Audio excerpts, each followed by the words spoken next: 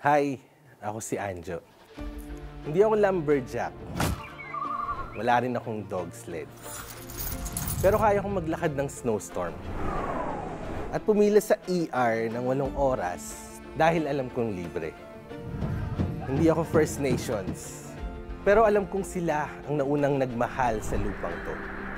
Hindi rin ako French or English, pero tinatamasa ko ang tinayo nila. Pilipino ako. At hindi lang ako narito para mag-alaga.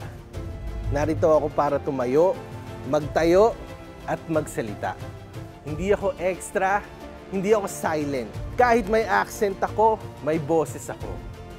Naniniwala ako sa multiculturalism, sa maple leaf, sa walang katapusang pagsabi ng sorry, sa beaver, at sa kaangasan ng Canadian Goose.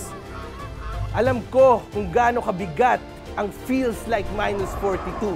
At kahit hindi ako marunong mag-skate, kaya kong mahalin ang hockey. Mahal ko ang Canada. Mahal ko rin ang aking lupang sinilangan. Kaya huwag kang magtataka kung kaya kong magsabi ng po pag umu-order ako ng double-double.